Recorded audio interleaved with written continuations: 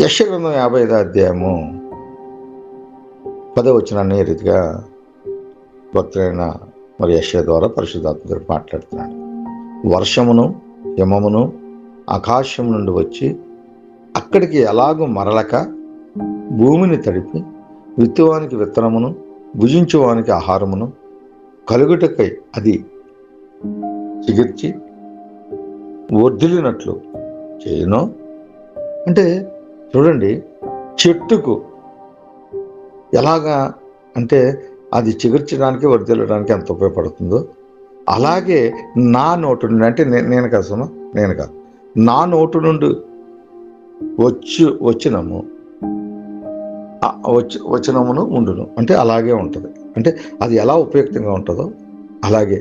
అంటే నా అంటే ఇక్కడ నేను కాదు, కానీ పరిశుద్ధాత్మ దేవుని యొక్క మాటగా ఇది వాక్యం అండి. అది నిరంతరం అలా చిగురిస్తూనే ఉంటుంది. దీన్ని గుర్తుపెట్టుకోండి. నిరార్థకం కానీ అర్థం. ఎప్పుడు వాక్యం నిరార్థకం అయిపోద్దంటే మన ప్రకృతి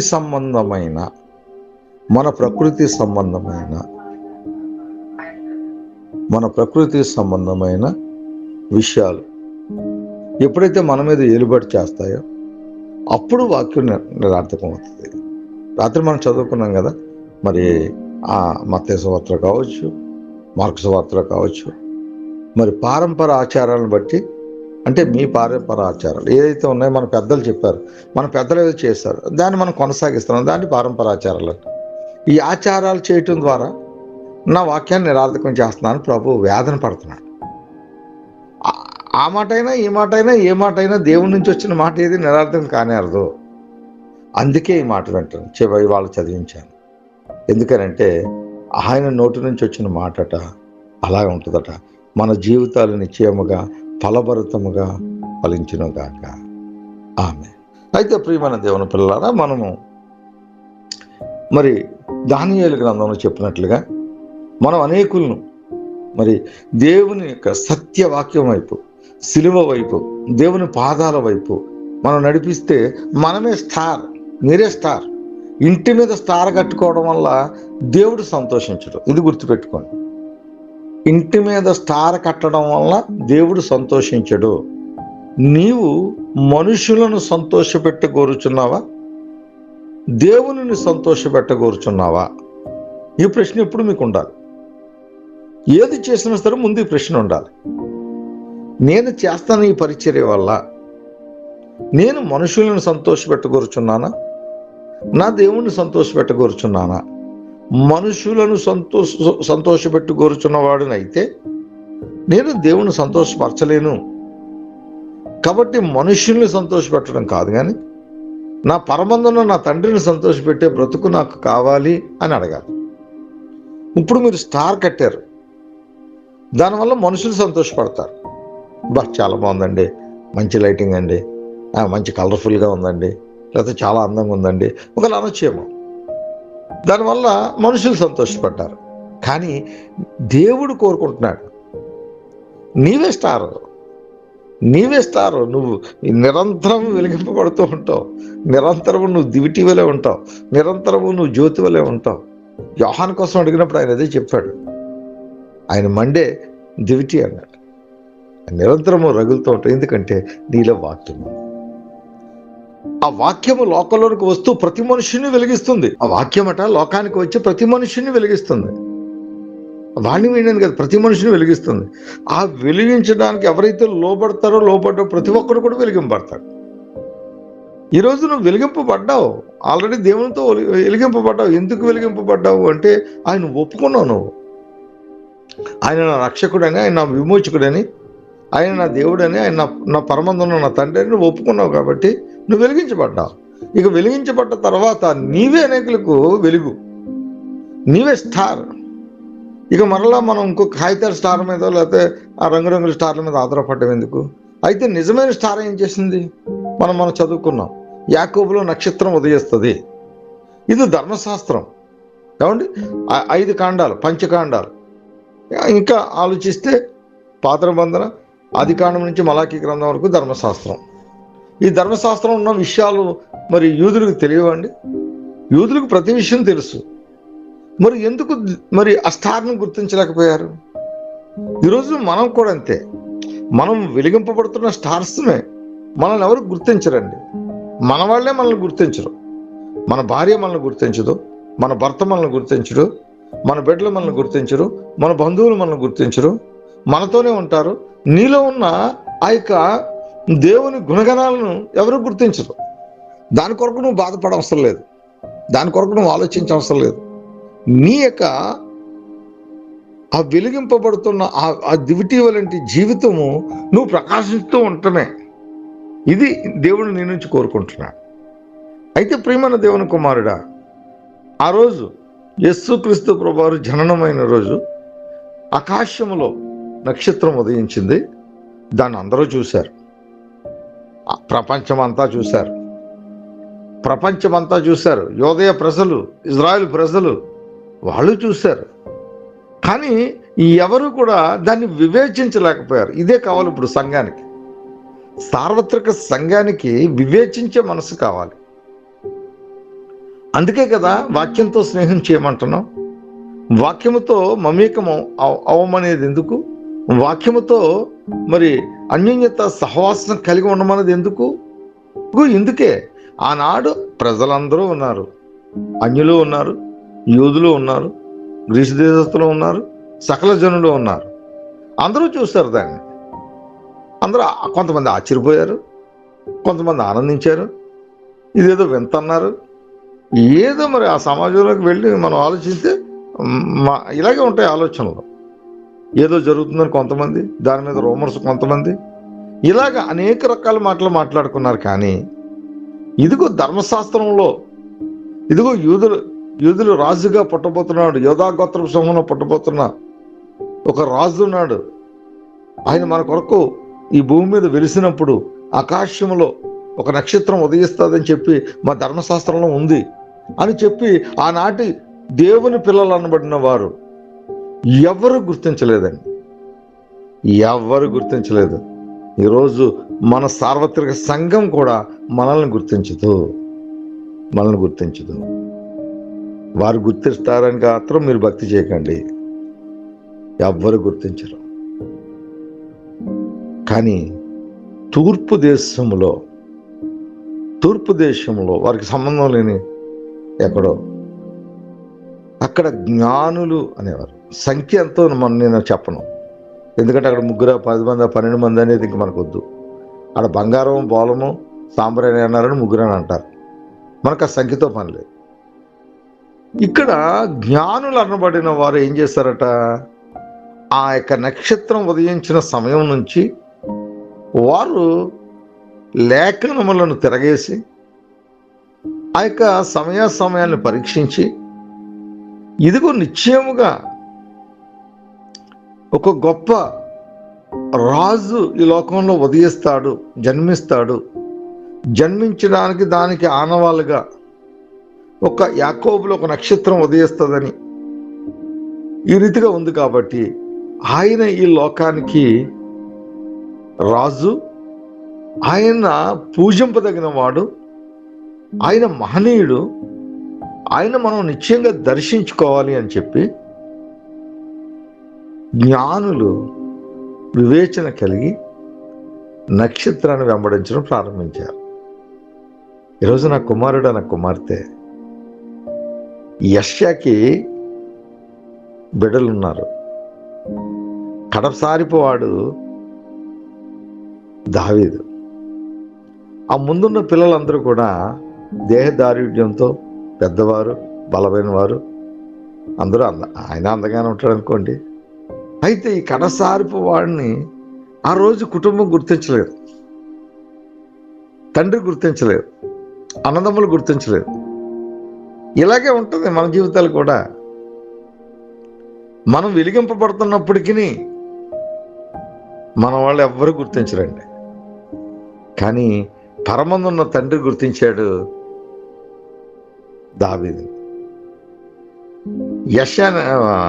సమూయేలుని వెళ్ళమన్నాడు, నువ్వు వెళ్ళి యెషయా కుమారులను నువ్వు అభిషేకించాను. ఆయన నాలంటాడే, ఏమండి, పై రూపాన్ని చూస్తున్నాడు. పై రూపాన్ని చూస్తున్నాడు. అబ్బాయి చాలా బాగున్నాడు, ఏ పొడగరగా ఉన్నాడు, ఎత్తుగా ఉన్నాడు, అందంగా ఉన్నాడు, దేహదారుడితో ఉన్నాడు, ఆహా ఓహో అనుకుంటున్నాడు. అక్కడ దేవుడు చక్కని ఆయన యొక్క హృదయ ఆలోచన, అంటే ఒక మర్మాన్ని, అంటే అదే మర్మం అండి అని ఒకవేళ మీరు అనొచ్చు. దేవుని హృదయాంతరంలో ఉన్న ఆలోచన చెప్పడమే మర్మం. అది బహిర్గతం చేసేసాడు. దేవుడు ఏమన్నాడు తెలుసండి? సమూయేలు, నీవు పై రూపాన్ని మాత్రమే చూస్తావు, నేను హృదయ అంతర్యాన్ని చూస్తాను. వీడి కాదు, వీడి కాదు, వీడి కాదు, వీడి కాదు. మరి తండ్రి చూడండి, అప్పుడు కూడా ఇంకో కుమారుడు ఉన్నాడు, ఏం చెప్పట్లా. ఎందుకంటే ఎన్నికలో లేడు.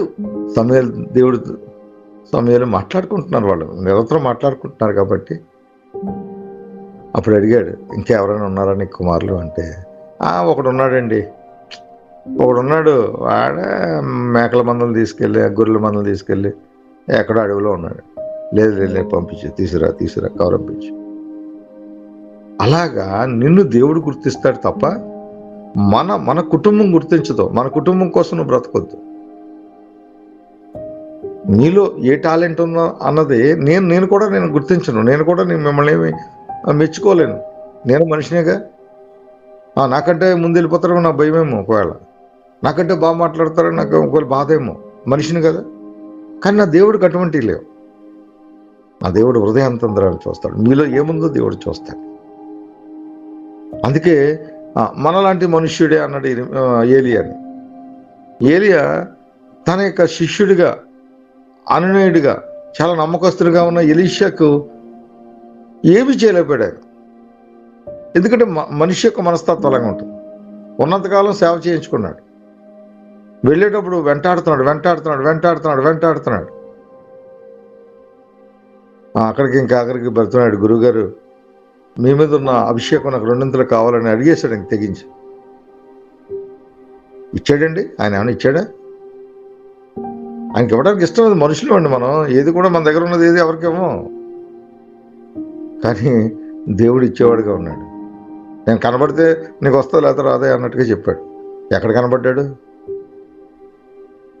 ఆయన అగ్ని రథాలతో, సుడిగాలిలో ఆయన కొనుక్కోబడ్డాడు. ఆయన మళ్ళీ కనబడలేదు. కనబడకపోయినప్పటికీ ఆయన యొక్క దుప్పటి వచ్చినప్పుడు ఆ దుప్పటిని అందుకున్నాడు. ఎలీషా నమ్మాడు, దాన్ని 2గా చీల్చాడు. నమ్మాడండి. విశ్వాసం అదే. నా గురువుగారు కనబడలేదు కానీ నిరుత్సాహపడలేదు. నాకు 200 అభిషేకం రాదా వచ్చిందా ఇంకేం చూడలేదు. ఎప్పుడైతే దుప్పటిని అందుకున్నాడో అర్ధన్న దగ్గరికి వెళ్ళాడు. ఒక్కసారిగా దుప్పటి 2 ముక్కలుగా చీల్చాడు. ఏమండి? రుజువుపరుచుకున్నాడు. ఈరోజు నీవు అవిశ్వాసంలో నీలో ఉండకూడదు, విశ్వాసం ఉండాలి. ఇక్కడ నక్షత్రం ఎవరు నడిపించింది తెలుసండి? జ్ఞానులు అనబడిన వారిని నడిపించింది. జ్ఞానులను అంటే నీవు ఎటువంటి వారికి నువ్వు ఆశీర్వాదకరం తెలుసా? నీ కుటుంబం నేను లెక్క చేయకపోవచ్చు. ఆనాడు దావీదుని కుటుంబం ఎన్నుకోలేదు, కానీ దావీదును దేవుడు ఎన్నుకున్నాడు. ఈరోజు నీ తల్లిదండ్రులు నిన్ను తృణీకరించవచ్చు, నీ భర్త నిన్ను తృణీకరించవచ్చు, నీ భార్య నిన్ను తృణీకరించవచ్చు, కానీ దేవుడు నిన్ను ఎన్నుకున్నాడు. ఎందుకు ఎన్నుకున్నాడు తెలుసా? నీ కుటుంబం కోసం కాదు, నిన్ను ఎన్నుకుంటా. ఇదిగో ఆనాటి యోదయ ప్రజలందరి కొరకు, ఇజ్రాయేలు జనాంగం అందరి కొరకు ఏమండి దేవుడు ఎన్నుకున్నాడు. ఈరోజు నిన్న ఆ రీతిగా నిలవబెడతాడు. ఆ యొక్క ఆకాశంలో ఉదయించిన ఆయన నక్షత్రము ఇటువంటి వారిని నడిపించింది తెలుసా? అభాగ్యులు కాదు. ఏమండి? వారు ఏమి జ్ఞానం లేని వారు కాదు, వారు జ్ఞానులట. జ్ఞానులను నడిపించింది ఎక్కడికి? ఏమండి? జ్ఞానులు ఎంత ప్రయాసపడ్డారో, ఎలా వచ్చారో తర్వాత మాట్లాడుకుందాం. ఎక్కడికి నడిపించింది అన్నది మాత్రం మనం ఈరోజు చూద్దాం. ఎక్కడ నడిపించిందట? యెరూషలేము, బెత్లెహేం. ముందు యెరూషలేముకు నడిపించింది. యెరూషలేంలో వారు వెళ్ళి ఆనాటి మరి రాజుగా ఉంటున్న వాడిని హేరోదు దగ్గరికి వెళ్ళారు. చూడండి, మత్తయి సువార్త 2వ అధ్యాయము 2వ వచనం చదువుతున్నాను. యూదులు రాజుగా పుట్టినవాడు ఎక్కడున్నాడు? తూర్పు దిక్కున మేము ఆయన నక్షత్రము చూసి ఆయనను పూజింపవచ్చితమని చెప్పిరి. ఏమండి, నక్షత్రము చూసి వచ్చారట వీరు. కేవలం నక్షత్రము చూసి వచ్చారట. వీరు ఏం చేస్తారు? ధర్మశాస్త్రాన్ని వారు ధ్యానించగలిగారు, ధర్మశాస్త్రంలో సంగతులను గమనించగలిగారు. కానీ వీళ్ళెవరు? అన్యులు, తూర్పు దేశంలో ఉంటున్న ఆ జ్ఞానం కలిగిన వారు, ఖగోళ శాస్త్రజ్ఞులు, ఆకాశం యొక్క వింతలు విడ్డూరాలను గమనిస్తున్నవారు. వారు చూసి, వారు విశ్వసించి, వారు యెరూషలేముకు వచ్చి యెరూషలేములో ఆ రాజుతో అడుగుతున్నారు. నేను మొదటి నుంచి చదువుతున్నాను, చూడండి. ఆ రాజు అయిన హేరోదు దినములు యందు యోధా దేశపు బెత్లెహేములో యేసు పుట్టిన పిమ్మట ఇదిగో తూర్పు దేశపు జ్ఞానులు యెరూషలేమునకు వచ్చి యూదుల రాజుగా ఇదే నచ్చలేదు వాళ్ళకి. యూదుల రాజుగా పుట్టినవాడు ఎక్కడున్నాడు? తూర్పు దిక్కున మేము ఆయన నక్షత్రము చూసి ఆయనను పూజింపవచ్చితమని చెప్పిరి. ఎలా వచ్చారు? ఎవరు నడిపించారు? జ్ఞానులను ఎవరు నడిపించారు? నక్షత్రము. ఈరోజు నా కుమారుడు, నా కుమార్తె, దేవుని యొద్దకు నువ్వు నడిపించాలి. నీవే స్టార్. నువ్వు నక్షత్రం ఇంటి మీద కడితే ఉపయోగం లేదు. నీవు నక్షత్రం వలె నువ్వు వెలిగింపబడితే నువ్వేం చేస్తావు తెలుసా? జ్ఞానులు అనబడిన వారిని సైతం. మన వాళ్ళు చాలా మంది మనకంటే బాగా చదువుకున్న వాళ్ళతో మాట్లాడరు, మనకంటే పెద్ద ఉద్యోగాలు చేసుకునే వాళ్ళతో మాట్లాడరు, మనకంటే ఉన్నతంగా ఉన్న వాళ్ళతో మాట్లాడరు. నువ్వు దేన్ని చూస్తున్నావు? శారీరక సంబంధమైన బాంధవ్యాలను చూస్తున్నావు. వాడు ఉద్యోగస్తులు అయితే నీకెందుకు, వాడు కలెక్టర్ అయితే నీకెందుకు, వాడు ఎస్పీ అయితే నీకెందుకు? నువ్వు నక్షత్రము. నీలో దేవుని యొక్క ప్రకాశమైన వెలుగు నీలో ప్రకాశింపబడుతుంది. నీలో తండ్రి, కుమార, పరిశుద్ధాత్మ త్రియేక దేవుడు నీలో ఉండి నిన్ను బలపరుస్తున్నాడు. నువ్వు దాన్ని విశ్వసించలేదంతే. ఇక్కడ ఈ నక్షత్రం ఏం చేసింది? ఎటువంటి అన్నట్టు ప్రపంచం అందరికీ కనపడింది. నక్షత్రం ప్రపంచం అందరికీ కనపడింది. ఆ ముగ్గురికి, ఒకవేళ ఆ ముగ్గురో, నలుగురో, 10 మందో వాళ్ళకే కాదు కనపడుతుంది, అందరికీ కనపడింది. కానీ వాళ్ళెవరూ వివేచించలేదు. వాళ్ళు వివేచించారు.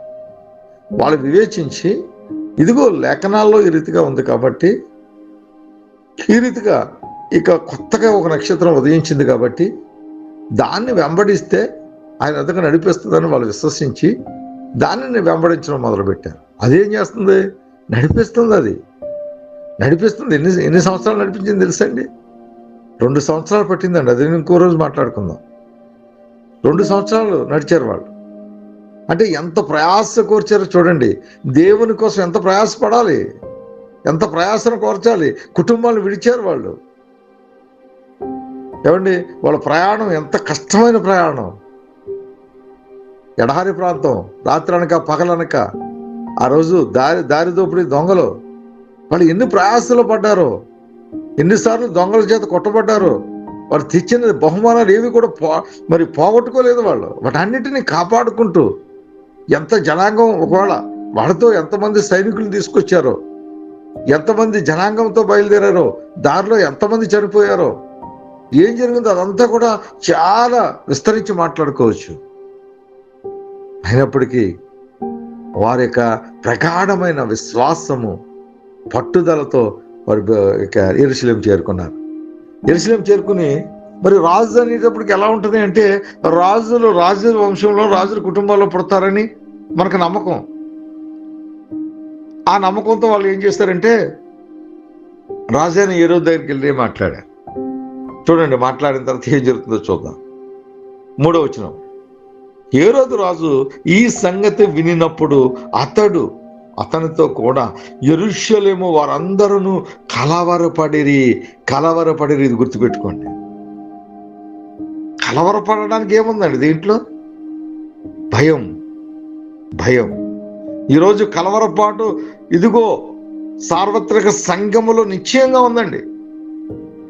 ఎవరైనా సరే క్రీస్తు శరీరం అనుకోకపోతే ఇలాంటి కంగారులే ఉంటాయి. యూదుల రాజుగా పుట్టినవాడు ఎక్కడ ఉన్నాడని చెప్పి కేవలం మేము పూజించడానికి వచ్చామని చెప్పి వాళ్ళు అడుగుతుంటే హేరోదు అలాగే అతనితో కూడా యెరూషలేము వారందరూ, యెరూషలేములో ఎవరున్నారు? దావీదు పట్టణం అండి ఇది. యెరూషలేములో యూదులు ఉన్నారు, ఇజ్రాయెల్ ప్రజలు ఉన్నారు, దేవుని పిల్లలు ఉన్నారు. వీళ్ళకెందుకట కలవరమే. మరి కలవరం కాకపోతే ఏముంటుంది? దేవునితో సాంగత్యం కలిగి ఉంటే కలవరపాటు ఉండదు. దేవునితో అవినాభ సంబంధం కలిగి ఉంటే కలవరపాటు ఉండదు. ఏం చేస్తారట కలవరపడి? కాబట్టి రాజు ప్రధాన యాజకులను, ప్రజలలో ఉండు శాస్త్రులను అందరినీ సమకూర్చి, చూసారు ఏమైపోయినాయి తెలివితేటలు ఇప్పుడు దాకా? ఎవడో ఒకడు రావాలి, వాడు వచ్చి జ్ఞాపకం చేస్తే జ్ఞాపకం వస్తుందా? మీరు దేనికోసం కనిపెడుతున్నారు? ఈ రోజుకి లేదు వాళ్ళకి, యూదులకి ఈ రోజుకి లేదండి. ఆ రోజు నమ్మలేదు, ఈ రోజు నమ్మలేదు. చూడండి ఎంత విచిత్రంగా ఉందో. కాబట్టి రాజు ప్రధాన యాజకులను, ప్రజలలో నుండి శాస్త్రులను అందరినీ సమకూర్చి క్రీస్తు ఎక్కడ పుట్టినని వారిని అడిగాను. ఏమండి వీళ్ళు చిన్నోళ్ళ వీళ్ళు చూడండి ఎంత బాగా చెప్తున్నారు సమాధానం. అందుకు వారు యోదయ బెత్లెహేములోనే, అనగా యోధా దేశపు బెత్లెహేమ, నీవు యోధా ప్రధానంలో ఎంత మాత్రము అల్పమైన దానివి కావును. ఇజ్రాయేలును, నా ప్రజలను పరిపాలించు అధిపతి నీలో నుండి వచ్చును అని ప్రవక్త ద్వారా వ్రాయబడి ఉన్నదనేది. ఇప్పుడుకండి లేఖనాలు తీశారు. ఇప్పుడు లేఖనాలు తీసి ఇదిగో ఇలా ఉంది కాబట్టి అక్కడ బెత్లెహేములోనే పుట్టుంటాడులే అని చెప్పేసి ఇప్పుడు కంక్లూజన్ ఇచ్చారు. మరి కంక్లూజన్ ఇచ్చిన వాళ్ళు మరి దేవునికి భయపడాలా, విశ్వసించాలా? వాళ్ళే కదా ప్రవర్తన ఎత్తిపెట్టి మాట్లాడారు. ఎంత అన్యాయంగా ఉన్నారు చూడండి మనుషులు, ఎంత అన్యాయంగా ఉన్నారు. వెంటనే 6 అంతటా హేరోదు ఆ జ్ఞానులను రహస్యముగా పిలిపించి 7 ఆ నక్షత్రము కనబడిన కాలము వారి చేత పరిష్కారంగా తెలుసుకుని, మీరు వెళ్ళి ఆ శిశువు విషయమై జాగ్రత్తగా విచారించి తెలుసుకొనగానే నేనును వచ్చి ఆయనను పూజించినట్లు నాకు వర్తమానం తెండని చెప్పి వారిని బెత్లెహేముకు పంపాను. వారు రాజు మాట విని బయలుదేరి పోచుండగా, ఇదిగో తూర్పు దేశం వారు చూచిన నక్షత్రము ఆ శిశువు ఉండిన చోటికి మీదుగా వచ్చి నిలుచు వరకు వారికి ముందుగా నడిచెను. అర్థమవుతుందా? ఇప్పుడు మీరు జ్ఞానులైన వారికి ముందుగా ఉండి ఎవరి యొద్దకు నడిపించాలట? దేవుని పాదాల యొద్దకు నడిపించాలి. వాక్యమైన దేవుని పాదాల యొద్దకు నడిపించాలి. మీరు ఇంటి మీద స్టార్ కడితే కాదు. ఆ నక్షత్రం ఏం చేసిందట? మరలా చెప్తున్నాను, తూర్పు దేశం వారు చూసిన నక్షత్రము, మళ్ళీ వేరే నక్షత్రం కాదు ఇది. ఎక్కడైతే తూర్పు దేశంలో బయలుదేరారో వారు చూసిన నక్షత్రము ఆ శిశువు ఉండిన చోటికి మీదిగా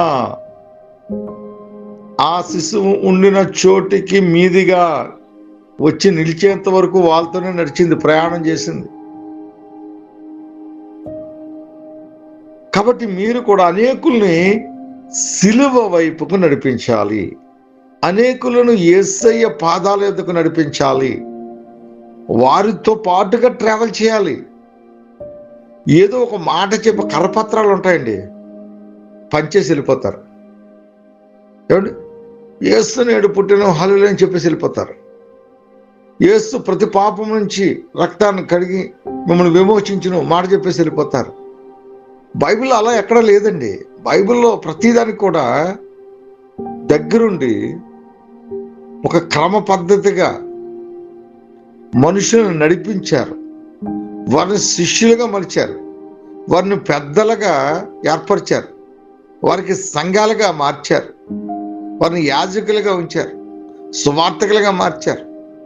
ఈ బాధ్యత ఎవరి మీద లేదండి. ఎవరికి ఇష్టం వచ్చినట్టు వాళ్ళు చేస్తున్నారు పరిచర్య, ఎవరికి తోచిన పరిచర్య వాళ్ళు చేస్తున్నారు అంతే. అందుకే అది కూడా చెప్పాడు అపోస్తలుడైన పౌలు కొరింథీ రాసిన పత్రికలో అంటాడు, ఇదిగో నేను ఒక ప్రధాన శిల్పి వలె ఒక పునాది నేను వేసి తిని, ఆ పునాది మీదే మీరు కట్టండి. అయితే మీరు కట్టేది దేంతో కడుతున్నారు? కొయ్యకాల, కీల, మట్ట, ఏమండి, వెండ, వెలగల రాళ్ళ, బంగారమా? దేంతో కడుతున్నారు? ఒక దినము అగ్నికి అది నిలవబడితేనే, అది తేటపరిస్తేనే నిలుస్తుంది. కాబట్టి అందుకే అదే పౌలు అంటాడు ఎబ్రాయీయులకు రాసిన పత్రికలో, జీవము గల దేవుని చేతిలో పట్టు భయంకరము. కాబట్టి ప్రియమైన దేవుని పిల్లలారా, నడిపించాలి. మాట చెప్తే కాదు, స్లోగన్స్ ఇస్తే కాదు, ప్లకార్డ్ పట్టుకుంటే కాదు, కరపత్రాలు పంచితే కాదు. నడిపించాలి. నువ్వు నక్షత్రాన్ని అయితే నడిపిస్తావు, నడిపించాలి. మరి నక్షత్రం అదే చేసింది. మరలా చదువుతున్నాను, వారు రాజు మాట విని బయలుదేరి పోచుండగా, ఇదిగో తూర్పు దేశం వారు చూచిన నక్షత్రము ఆ శిశువు ఉండిన చోటు మీదుగా వచ్చి నిలిచి వరకు వారికి ముందుగా ఎవరికి?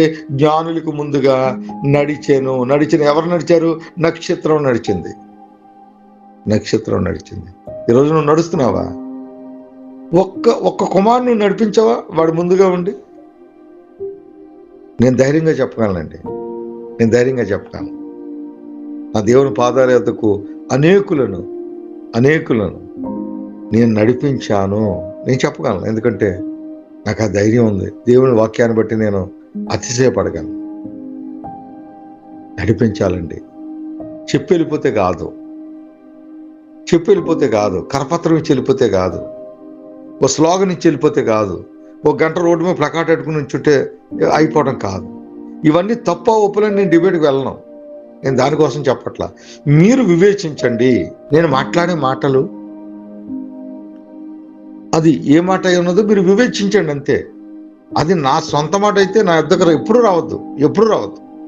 అది దేవుని మాటను విశ్వసిస్తే ఖచ్చితంగా మీరు వాక్యంతో అంటగట్టబడండి. నేనే నిజమైన ద్రాక్షావల్లిని, నా తండ్రి వ్యవసాయకుడు.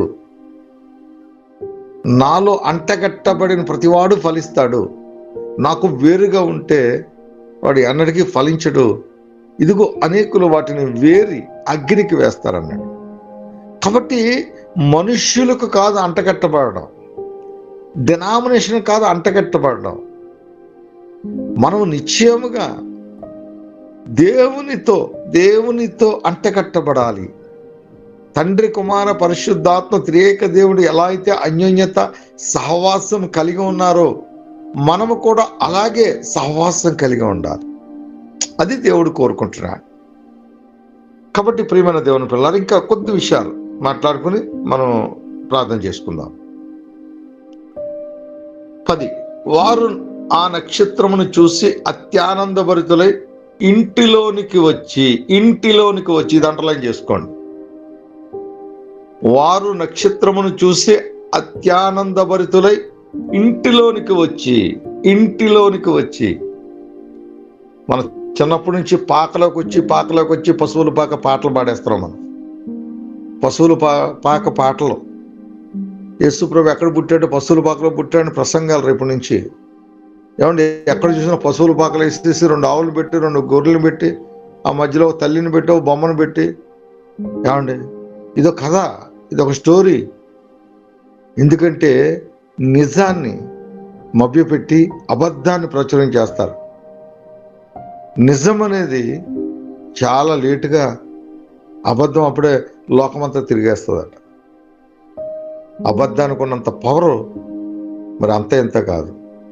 ఏమండి, ఎంత తేటగా ఉందండి. అత్యానందభరితులై ఇంటిలోనికి వచ్చి తల్లి అయిన మరియను ఆ శిశువును చూసి సాగిలపడి ఆయనను పూజించి తమ పెట్టెలు విప్పి బంగారమును, సాంబ్రాణిని, బోళమును కానుకలుగా ఆయనకు సమర్పించిరి. ఆయనకు సమర్పించింది. ఇక్కడతో నక్షత్రం యొక్క పని పరిపూర్ణమైంది. ఈ రోజున నువ్వు ఒక్క వ్యక్తిని నువ్వు అలా నడిపించావా? ఒక్క వ్యక్తిని నడిపిస్తే యేసయ్య పాదాల దగ్గరకు నడిపించు. యేసయ్య పాదాల దగ్గర నడిపించు. మీ అయ్యగారి పాదాల దగ్గరకు, మీ అమ్మగారి పాదాల దగ్గరకు, మీ పాదాల దగ్గరకు కాదు, యేసయ్య పాదాల దగ్గర నడిపించాలి. నువ్వు నిజమైన స్టార్ అయితే ఇంటి మీద కాదు కట్టడం, ఇంటి మీద కాదు కట్టడం, గుడి మీద కాదు కట్టడం, ఊరికి ముందు కాదు కట్టడం. అన్ని కట్టడం ద్వారా దేవుడు సంతోషించడు. నేను అదే చెప్తున్నాను. నువ్వు దేవుని సంతోషపెట్టకూర్చున్నావా, మనుషుని సంతోషపెట్టకూర్చున్నావా? మనుషుని సంతోషపెట్టుకోవాడైతే ఎన్నటికీ దేవుణ్ణి సంతోషపెట్టలేను.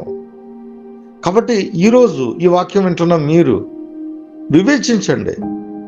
వివేచించి ఏది న్యాయబద్ధమైనది, ఏది ఉత్తమమైనది, ఏది మీకు ఆరోగ్యకరమైనది ఆలోచించి దాన్ని మీ జీవితంలో అన్వయించుకోండి.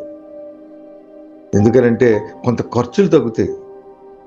దీని నిమిత్తం ఎంతో డబ్బు ప్రయాసపడి ఆ స్టార్ కొనాలి. ఏమండి, ఎవడో పెట్టిన దానికంటే ఎత్తుగా పెట్టాలి, ఎవడో కట్టిన దానికంటే గొప్పగా కట్టాలి. దానికి మళ్ళీ కరెంటు బిల్లు. ఏమండి, నేను ఎటకారంగా మాట్లాడట్లా, ఆవేదంతో మాట్లాడుతున్నాను. చిన్నతనంలో నేను చేశానండి, నేను కట్టాను. ఇవన్నీ ఎలా తెలిసినాయి నాకు? నేను అనుభవించాను కాబట్టి చెప్తున్నాను. అనుభవించిన వాడే చెప్పగలడు. యాకోబుని అడగండి. యాకోబుని అడిగితే ఏం చెప్తారో తెలుసా? నేను వ్యర్థపరుచుకున్న సమయాన్ని వ్యర్థపరుచుకున్నానని చెప్తాడు.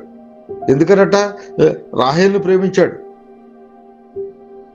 7 సంవత్సరాలు 14 సంవత్సరాలు సమయం వ్యర్థపరుచుకున్నానని యాకోబు చెప్తాడు. మోషేని అడగండి. 20 సంవత్సరాలు ఇత్రో దగ్గర, మామ దగ్గర గొర్రెలు కరుస్తూ సమయాన్ని పాడు చేసుకున్నాడు. ఇజ్రాయెల్ ప్రజలు 30 సంవత్సరాలు బానిసత్వంలో ఉండడానికి గల కారణం మోషే చెప్తాడు సమయం కొరకు. అలా నేను అనుభవించాను. నా అనుభవం నుంచి మీకు నేర్పిస్తున్నాను. నేను చేసిన పనిని మళ్ళీ మీరు చేయొద్దు, నేను చేసిన తప్పు మీరు చేయొద్దు. నాలాంటి బ్రతుకు మీకు వద్దు. ఎవడైనా ధైర్యంగా చెప్పగలడు. ఎందుకో తెలుసా? మేము రుచి చూసాం, మేము తప్పుడు మార్గంలో తిరిగాం, తప్పుడు బ్రతుకు బతికాం. మీరు మాలా ఉండకూడదు. నేను 6 డినామినేషన్ తిరిగాను. నేను 3 చోట్ల బాప్తిసం తీసుకున్నాను. నేను ఎంతో మంది ఈనాటికి ఉన్న దైవజనులు అందరూ నాకు ఎన్నో సంఘాలు తిరిగాను. ఇక్కడ కాదని అక్కడ కాదని ఇక్కడ 3 సార్లు బాప్తిసం తీసుకున్నాను. ఆ సంఘం కాసేపు, ఈ సంఘం కాసేపు, అక్కడ కాదని ఇక్కడ కాదని అక్కడ ఎన్నో తిరిగాను. ఇక ఆఖరి దేవుడు ఏం చేయాలి తెలుసండి? వీడిని వదిలేస్తే ఎలా తిరుగుతాడని చెప్పి నాకు ముళ్ళు పెట్టి ఇంట్లో పెట్టాడు. 3 సంవత్సరాలు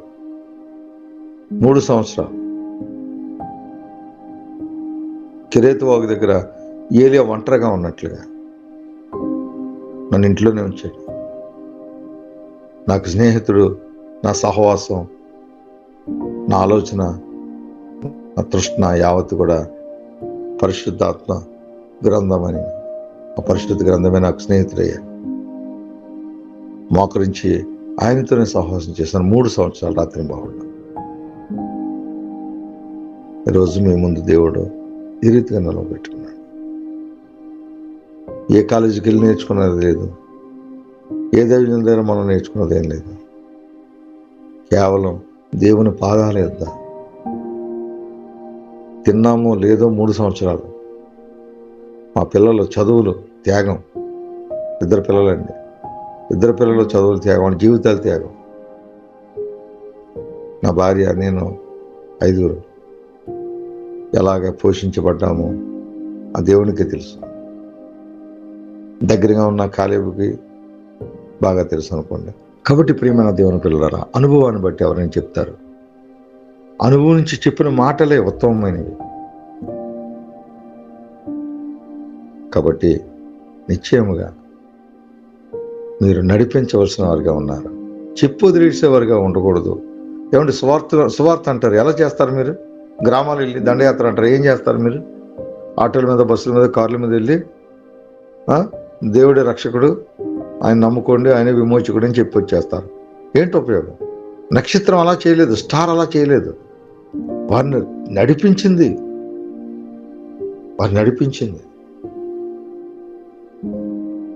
చూడండి ఎంతకాలం అన్నది మనం ఇందాక నేను అన్నాను కదా, మీరు ఒకవేళ అడుగుతారేమో అని. ఖచ్చితంగా 16 చదువుతున్నా చూడండి. జ్ఞానులు వచ్చి అపహసించిరని హేరోదు గ్రహించి బహు ఆగ్రహము తెచ్చుకొని తాను జ్ఞానుల వలన వివరముగా తెలుసుకున్న కాలమును బట్టి బెత్లెహేములోను దాని సకల ప్రాంతములోను 2 సంవత్సరములు మొదలుకొని తక్కువ వయసు గల మగపిల్లలందరినీ వధించాను. చూసారా, వారు బయలుదేరిన కాలం అంటే యేసుక్రీస్తు పుట్టిన వెంటనే స్టార్ ఉదయించింది. స్టార్ ఉదయించిన దగ్గర నుంచి వాళ్ళు ఎంతకాలం పట్టిందట ఏ రోజు దగ్గర రావడానికి, ప్రభువుని దర్శించడానికి 2 సంవత్సరాలు పట్టింది. కాబట్టి ఆ 2 సంవత్సరాల కంటే తక్కువ ఉన్న వాళ్ళు అందరం చెప్పమన్నాడు అంతే. 2 సంవత్సరాల ప్రయాణం, దానికోసం ఒక రోజు మాట్లాడుకుందాం. వారి ఇంటిలోనికి వెళ్ళి పశువుల తొట్టులోకి, పశువుల పాకలోకి కాదు. మారాలి, వాక్యంతో స్నేహం చేయాలి, పరిశుద్ధాత్మ సహాయం తీసుకోవాలి, వాక్యాన్ని ధ్యానించాలి. కాబట్టి కాన్ఫిడెన్స్ ఉన్న మీరందరూ కూడా ధన్యులు అంటారు. ఎందుకంటే నేను కాదు మాట్లాడేది, ప్రభువే మీతో మాట్లాడుతున్నాడు. ఈ సత్యాన్ని గ్రహించి ప్రతి ఒక్కరూ మీ హృదయ అంతర్యాల్లో ఈ మాటలు ఉంచుకోండి. అనేకుల్ని దేవుని వద్దకు నడిపించే స్టార్స్ మీరు. ఇంటి మీద స్టార్ కడతారో, నెత్తి మీద స్టార్ ఎట్టుకుంటారో మీ ఇష్టం. కానీ నిజమైన స్టార్ అయితే ఈ రీతిగా నడవాలని ప్రభు కోరుకుంటున్నాడు. మీరందరూ ఆ రీతిగా వర్ధిల్లుతారని చిన్న ప్రార్థన చేసి ఈ సమయాన్ని తమ్ముడికి అప్పగిస్తాను. మహోన్నతుడా, మహాకృప కలిగిన తండ్రి, దయగల రాజా, నీకు ఎనలేని కృతజ్ఞతాస్తుతులు చెల్లిస్తున్నాను. ఇంతవరకు ప్రభు మీరు మాట్లాడిన ప్రతి మాట అది మీదని బిడ్డలు విశ్వసించి వారి హృదయాల్లో ముద్రించుకుని నాయన నూరంతలుగా ఫలించే జీవితాలు జీవిస్తారని, మరి వీరి యొక్క జీవితాల ద్వారా, వీరి యొక్క సాక్ష్యాల ద్వారా, వీరి యొక్క నాయన మరి వారి యొక్క నడవడి ద్వారా మీ నామానికి మహిమ, ఘనత, ప్రభావాలు తెచ్చుకుని తద్వారా దైవాశీర్వాదం బిడ్డలందరి మీద కుమరింప చేస్తారని యేసు పరిశుద్ధ నామంలో ప్రార్థన విజ్ఞాపన అడిగి వేడుకుని పొందుకుని ఉన్నాం మా పరమ తండ్రి. ఆమేన్.